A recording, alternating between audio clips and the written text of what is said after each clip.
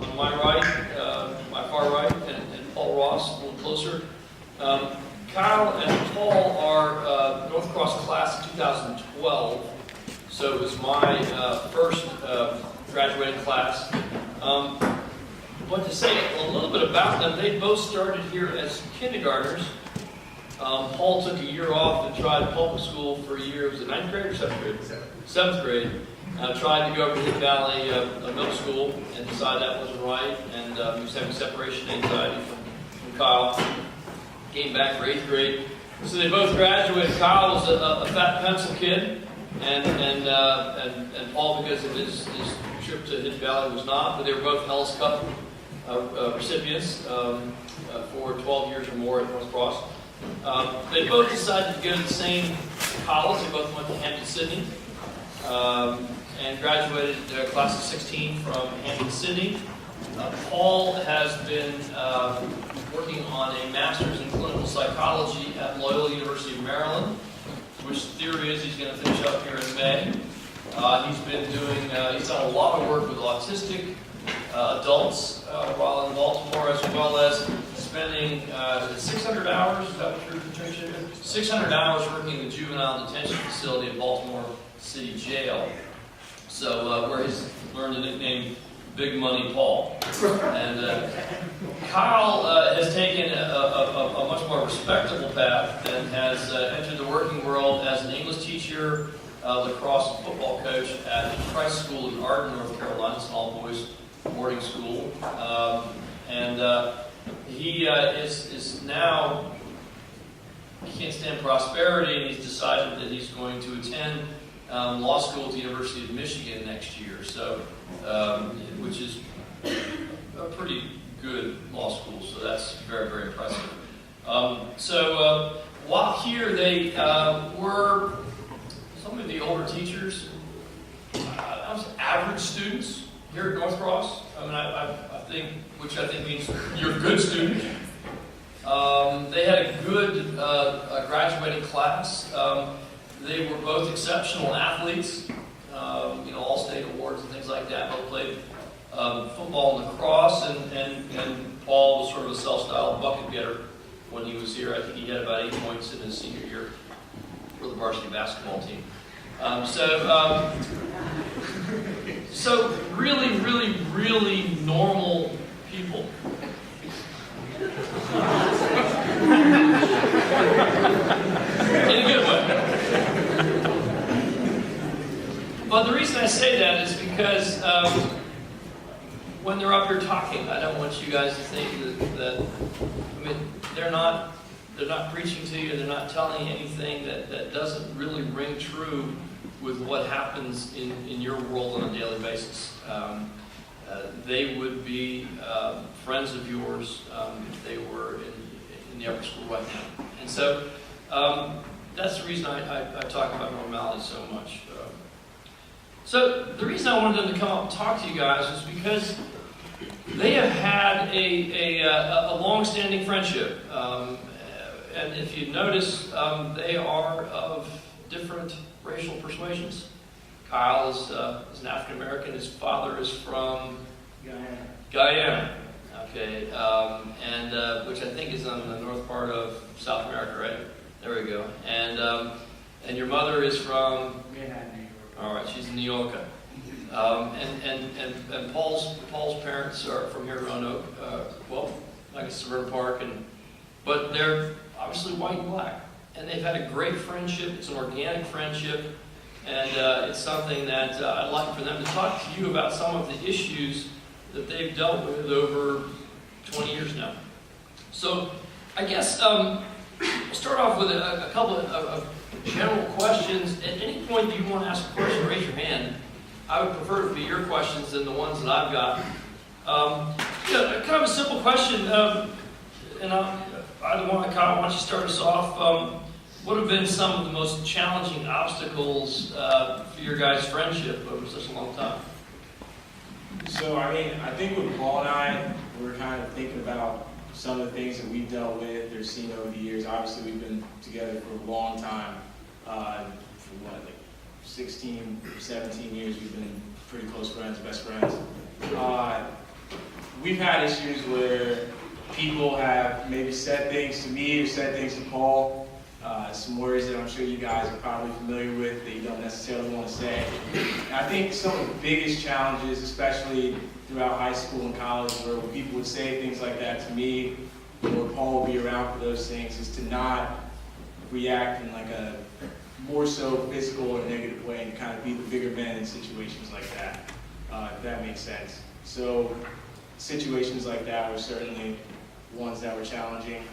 I think that another thing that we sort of dealt with was when we grew up, I guess when we were in high school, Barack Obama was obviously the president, and that was the idea of kind of being colorblind, or we have a black president, so we're going to be colorblind. Obviously race is not an issue in America anymore. That was kind of the idea that was floating around at that time, when really when you're kids it's hard to grapple with and hard to understand, but race certainly was an issue. So kind of navigating those situations as kids, trying to figure out how much does race and ethnicity and things like that actually play into issues that we're having as black kid or white kid, and having to deal with and react to different people, how to figure out what's right and what's wrong, and then go on moving forward from that direction was certainly pretty tough. Yeah, and just to add to that, you know, when Barack Obama was elected, a lot of my white peers were like, racism's dead, you know, we're all equal now. And for me, being such good friends with Kyle, I was like, that's not true at all. Like, the things that we have experienced, like I see it experiencing to Kyle and how people treat him, that's just not what I'm seeing. And as a, you know, a white person trying to stand up for your black friend, you often feel uncomfortable. You know, you're like, how can I relate? How can I stand up? It's not my issue. And just trying to deal with that uncomfortableness in high school was definitely the hardest part. In college, I definitely felt more comfortable confronting people that were saying those type of things. And you guys know the type of words I often got a lot was, Kyle is not that type of black person, or he's black, but he's really not. And stuff like that really, you know, ticked me off. And trying to deal with how they handle that in not a violent way, a respectful way, but at the same time confronting that, because it happens all the time. And just this whole idea of colorblindness was really popular when we were in high school, and it's just not true. And just hanging out with Kyle growing up in high school, I would see all these experiences, all these stories would happen, and I was just like, racism's still alive, and it doesn't matter who's president, it's still going on. So, yeah. You guys ever felt ostracized from your friends or the group you were hanging around with because you had a friend that you were hanging out with that was another color? Yeah, I mean, I don't think I ever felt ostracized. I mean, we definitely had like certain issues. Like one example was my girlfriend is white, and the movie Get Out came out last year, I guess, or was that 2 years ago? And I was like, I wonder how, because I knew it was so popular. I was like, I wonder how it's going to play out. And we were walking through Houston, and this car, like two black guys in the car, and he looks at me, and I'm walking with my girlfriend, like arm around her. He's like, "Yo, get out!" And I'm like, "Get in!" Walking down, but not in an appropriate way, obviously. But I'm walking down the street, like situations like that, like just odd situations where people are wondering, or it confuses people, like why are you with somebody of the opposite race, or why are you friends with this guy, or why are you friends with that guy? And it does confuse people. Like in Roanoke, Virginia, there are some places in Salem, Virginia, where I grew up or lived, and in Roanoke, Virginia, where Paul grew up and lived, where if you're walking down one street, it's only going to be black people. Or if you're walking down another street, it's only going to be white people. And if Paul and I are walking down one street, we're going to be the only black and white person together on a street full of white people or a street full of black people. So I'd lie, I'd be crazy to say that if we didn't get those looks, that we didn't think about them sometimes, but I think Paul and I, as you can tell, had the personality where we were kind of laughing back at him in a lot of different situations, which was pretty fun. I mean, that was, looking back at it, we were in some pretty scary situations, backwoods West Virginia, with certain flags waving and certain people looking at me. Paul and I were looking right back at him, so. Yeah, and just tell another story like that. In high school, Kyle and I were doing some construction work with a bunch of guys from a certain county and area. I won't say which one, but I bet y'all can guess. And we were busting up drywall with a bunch of these kids the same age as us. And at the end of a long day, the kid turns to me and he's like, "Hey, do you want to go to a party?" And I was like, "Yeah, man, like, I'll go hang out, like whatever." We spent all day together. I felt like I knew the guy. And so I turned to Kyle and I'm like, "Hey, let's go to this party later." And the guy literally stops me midway and he's like, "No, not your friend." And so I've never been ostracized, but I would be lying if I say I've never been treated differently. And just to add to that is a lot of times having a black friend, a lot of people will be like, ask for your opinion on matters because they feel like you get a certain right or a certain perspective. So a lot of my white peers would be like, "Oh, Paul, like, what do you think about, Ferguson or whatnot? Like, you have a black friend, you know what it's like." And that's not necessarily true, guys. Like, as much as people will ask and say that stuff, like, they are treating you differently and you just gotta be aware of that. So also always laugh back at them if they're laughing at you. You have the name, and I won't read his name because it may not be a positive story, but Jake. Oh yeah, so Jake Hubbard. Oh, his name. There was a kid who went to North Cross when I was in kindergarten, who I was like best friends with right along time. I started to become friends with Paul like I think first or second grade. I was literally at his house every day, friends, and he ended up going to Hidden Valley, and I, of course, stayed in North Cross. Paul stayed in North Cross, and you went to Cave Springs, so. But we both knew him, like played sports against him in high school, kind of like the PH North Cross rivalry kind of deal that you deal with in high school. And when we went to Hampton-Sydney that first semester, that was when Barack Obama got elected for the second time, and there was like a mini race riot on campus. So some guys who were on campus went to the Minority Student Union, which is one of the clubs on campus, started throwing bottles at their doors and lighting on fireworks at their doors and calling expletives, all that good stuff. And I found out like a couple weeks later when they were putting those guys on trial that it was Jake Hubbard, or the guy who went.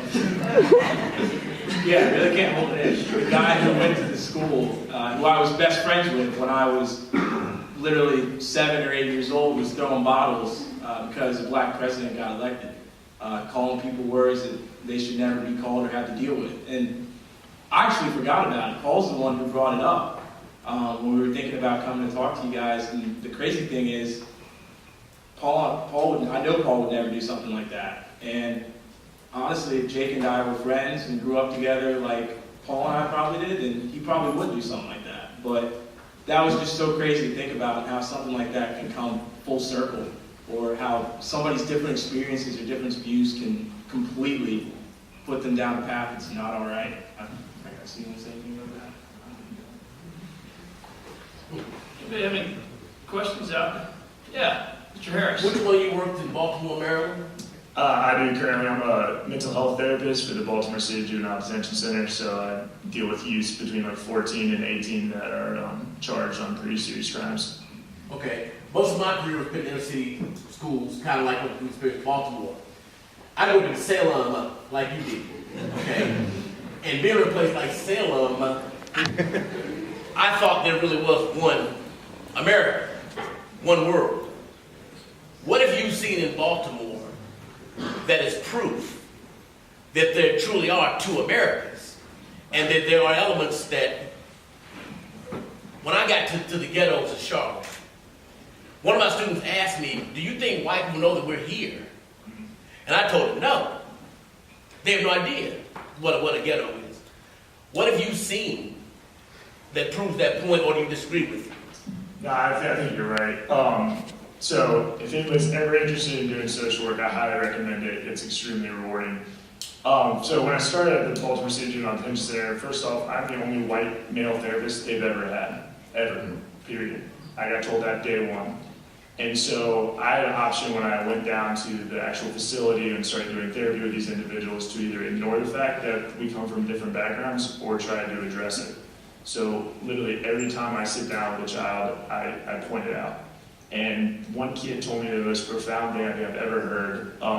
He literally looks at me and says, "I think you're the whitest person I've ever seen." And I was like, "You're probably right." And that's, just take a moment and think about that. Sorry, I'm not a little mic. just take a moment and think about that. Like here, I'm coming from Roanoke, Virginia, rural, rustic Roanoke, where we have our own bag of issues. And this kid's trying to explain his issues on the corner, on the streets. I mean, he's been shot at the age of 14. I mean, I can tell horror stories all day. It's just how can I not ignore the fact that we have such two different experiences, two different worlds, and there's different Americas. So luckily, I called Kyle that first day, and I was like, I think I'm in the minority at Judy. Like I've never, been in these shoes before, and Kyle really did guide me and tell me a lot. Like, you got to address this. You can't ignore the fact that you come from different Americas. So yeah, I think you're very right on that point. Do you think that America really wants to know that other world? Are they ready to hear it?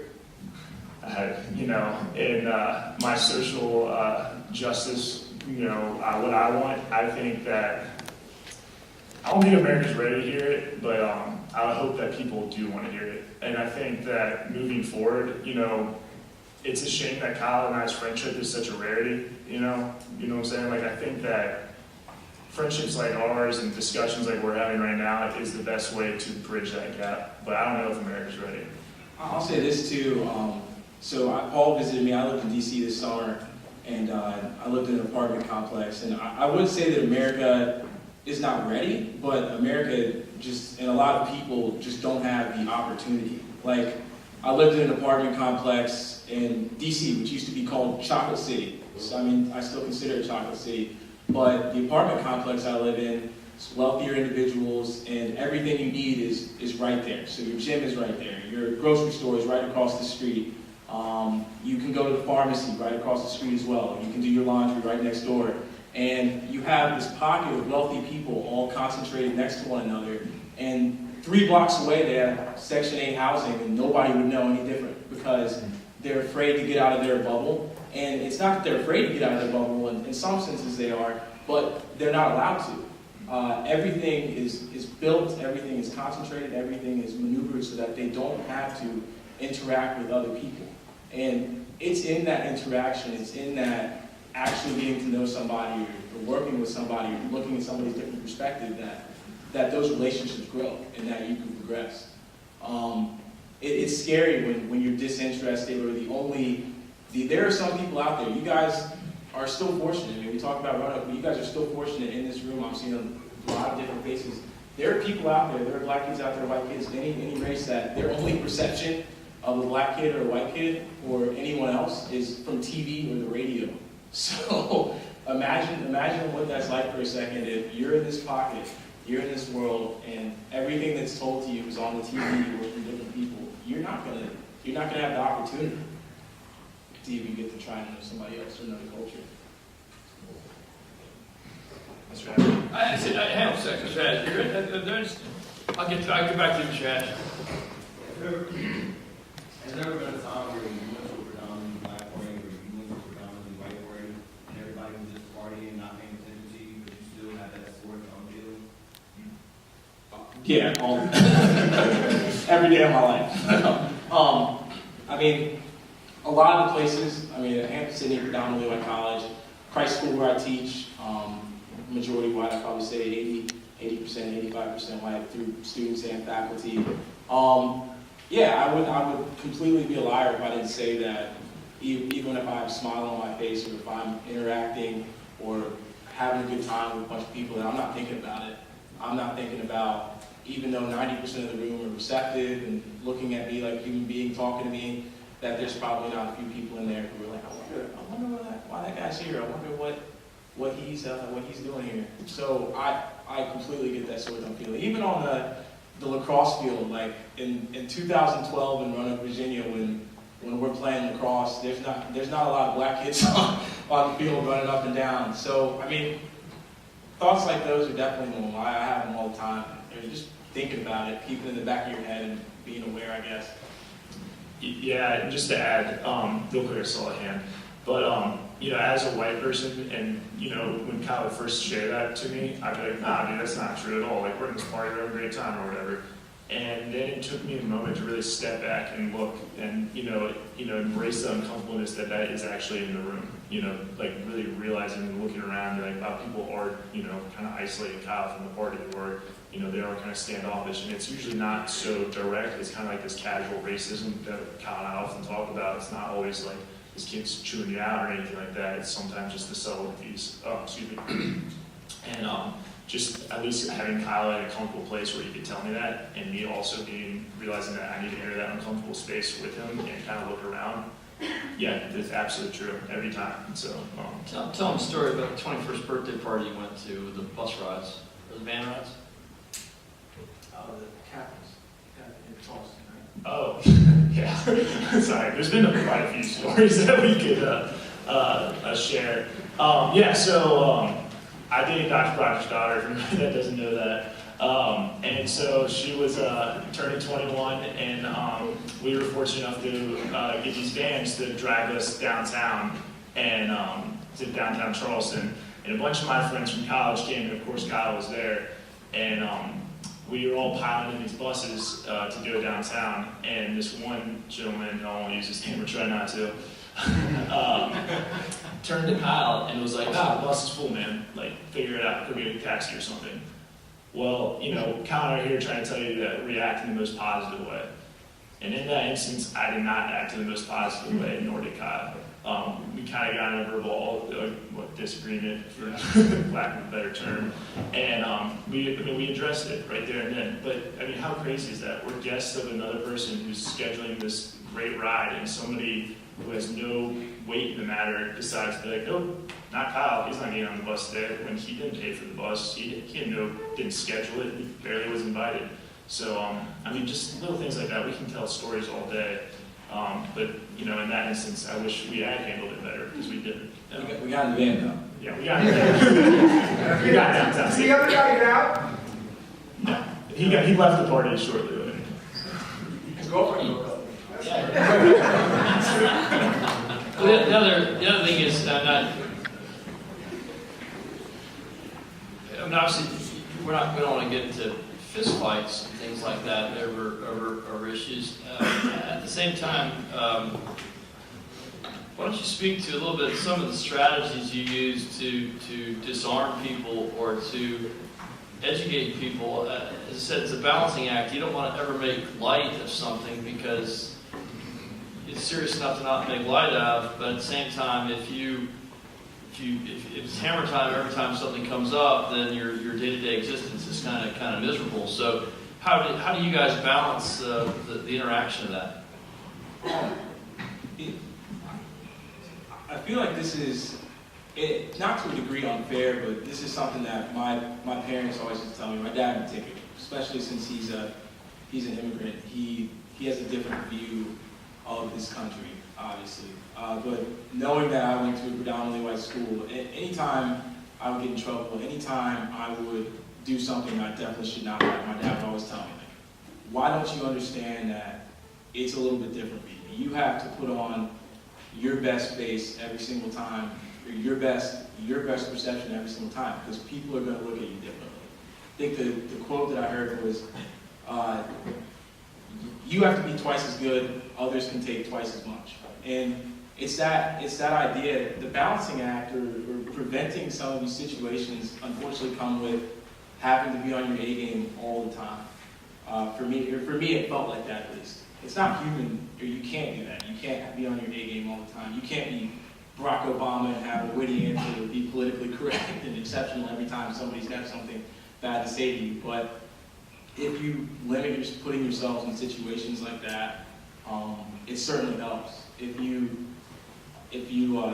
make sure that when people are being that way, you try to have a conversation with them or have dialogue rather than solve it a different way or completely avoiding it, honestly, that helps. Because if you can completely avoid the issue, it'll never get resolved. But if somebody's doing something or somebody's saying something to somebody else and you stop to say, hey man, like, let's talk about this real quick, or what do you think about this? Like, I know that sounds so corny, and I was sitting in your seats literally about 6 to 7 years ago, but you'd be surprised how often things can get worked out just by having a 2-minute conversation with somebody.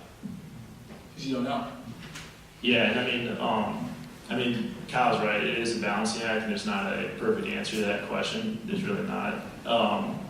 And as a white person, once again, like a lot of times I call it uncomfortableness, but a lot of times as a white person, you feel like, oh, I can't speak about race. Like, no, not for me. Like, I'm a white guy. I literally fit every privilege there is in the book. I can't. How could I speak about race? How could I correct somebody on the racial microaggression or whatever they're saying is going on? And it's true that you do need to have that dialogue. You need to enter that space. You need to address it, and hopefully in the most respectful manner you can. But at the end of the day, it's a balancing act. Oscar, do you have a question? I was saying, when you go into Hampton City being surrounded white, or just through your life, have you ever been called a nigger? And if you have, how did you deal with that, or what did you do? So I have multiple times, and I think I've handled the situation a lot better than worse, and kind of not a lot of times, but the amount of times it's happened. One of the situations that has happened, it was Paul and I. We were at our own house, and I actually wasn't called the word, but another person was behind their back, and quite frankly, we told them to leave. Told them, listen, man, I don't know who you think you are, but you need to go, and that's not okay. It wasn't just a you need to go. It was what you did was not okay, and you need to go. And honestly, I don't want to say that these situations work themselves out, because it's not a fairy tale like that. But in this situation, it was. That kid was very wealthy. He thought he was on top of the world, and he wasn't. The next year of school, he was not there. And I don't think he's graduated college since. And he was an awful person. I mean, there are some people who will grow up hearing that word, and they'll sling it like it's a second nature, and they probably don't know how much hurt it gives. But he knew how much hurt it gives, and he's not there anymore. So, I mean, you have to be careful in situations like that. I'm not going to say that you can confront anybody who you say here's that word, because as we've seen time and time again, oftentimes injustice is being met with injustice, right? You just have to know the situation, I guess. And why I can't relate to that, I can say though, how many of you guys want to go to Greek when you go to college? Like, you want to rush a fraternity, sorority? Yeah, a few of you. So I wanted to, right? And so kind of put the cross in college, so it's a little bit of a delayed process. You rush, and then you actually pledge in your sophomore year. And for me, I got 2 bids to 2 fraternities, and Kyle got bid to 1 fraternity. And one was a little bit more top tier in my opinion, and Kyle would probably say this so at the same time. It was one that we all wanted to go, but Kyle didn't get a bid. So I was fortunate enough to have like this year kind of to ask questions, figure out why they don't like Kyle. And unfortunately, I got the answer that was because of his skin. And so while, I couldn't confront a whole fraternity, right? I couldn't go in there and give a speech and be like, you all need to change your opinions, you need to unlearn certain things. I could, make the right choice, in my opinion. And I'm happy I did. But for me, that as a white person, that was a gut check time. It was an integrity move. It was time to see where my values aligned. And like I said, I can never, comprehend what that word would mean if I was called it. It's just not, I'm a privileged white guy. It won't happen. But for me, there are moments as a white person where you can dig down, figure out your values. And that's probably why Kyle and I have remained friends longer than most of my high school friends, because we share a lot of similar values. So I hope that answers your question a little bit. Have you guys ever had has racism ever presented an issue on like a sports team or an athletic team on the field against other players? Yes. I've heard some good comebacks on the field. The racial ones, those are all. I mean, that's easy, right? Like, I'm the only black kid on this lacrosse field. Like, if the N-word is the only thing you can come up with, come on. I've heard Barbie legs because I got skinny legs. So races come up on the field, but it's never been something that's kind of affected my play. So I'm like, dude, I've thought about that like 30 times before you got it. But yeah, and on our own sports teams, I don't think, like on teams that we've been on with other guys, like I don't think that we've ever had an issue with another teammate. Maybe, yeah, I don't think we've ever had another issue with a teammate because you're so close, right? And you would hope and hopefully, I hope no one ever has to deal with something like that. There's not a lot of room for people to be discriminatory, I guess, in settings like that, at least in my own experiences. Yeah, and my own experience has always been the other team. And I think that's a lot to do with just how teams are made. Like you're spending hours every day with people of different color, and then just different people all the time, and it's really hard to break that bond. And I mean, the more time you spend with people, the more you're gonna like them. So, I mean, it's usually the other team, but it's all the time on the other team. All right, I'm gonna give Mr. Hash the last question, but also these guys would be more than willing to sit down and have lunch a little bit later, if anybody would like to. If there are some folks that are interested, touch bases with Mr. Valderas after the thing, and if there's nobody, well then these guys will get a better lunch because I'll take them out to eat someplace nicer. If there are people, then they'll eat here. Mr. Hatch, you have a question? Just, I know professionals recommend common practice nowadays as a cure to our race problems in America is getting to know individuals from other cultures and becoming friends like you guys are friends. So I would like to know from both you guys, you've heard some of the negative things that has been in your relationship from other people. I would like to know, how has getting to know each other helped you positively in everyday life and dealing with other people outside your friend circle? How has knowing a black kid intimately helped you, and the same thing with you, Kyle, how has knowing a white kid intimately helped you deal with the outside world? So I mean, one of the things Paul was talking about was just sort of our values. Paul, and I mean, we would have had no clue otherwise when we were in middle school or high school, but growing up and going to the same college and having the same friend group, like the fact that we're still the closest friends out of that friend group, like we kind of look back at the way that our parents raised us, the things that they told us, and like what our idea of right and wrong is. Like at the end of the day, what we believe right and wrong to be is kind of very, very similar, like scary to the point where like we understand why we're friends, we understand why we get along, and positively, like not being afraid to reach out and talk to other people. My brother is very, like one of the most hardest working people I know. He's a successful guy. He's a corporate lawyer, but he still talks to me all the time about how he's like not afraid, but just he's sometimes days that I'm willing to go up to another white person in an all-white setting and say, hey, what's going on? How's your name? My name's Kyle, and act like it's normal and not even act and feel like it's normal. Because that's not normal for him. He grew up in New York and moved to Roanoke, Virginia when he was 15, and it blew his world up, trying to figure out how to navigate that socially. So just to be able to approach somebody and not have that negative idea in my head all the time where this guy's out to get me, or he's out to get me because his skin color is different. I really value that, and it's something that I hope I can keep the rest of my life. Yeah, and for me to answer your question, you know, our friendship, our relationship is really no different. It started off no differently than any of y'all's have. Like we started becoming friends because simply we shared the same interests. Now, moving forward as we enter junior adulthood, you know, we talk a lot about our values. We send books back and forth between each other about other races and other values that's going on then that we had no clue about.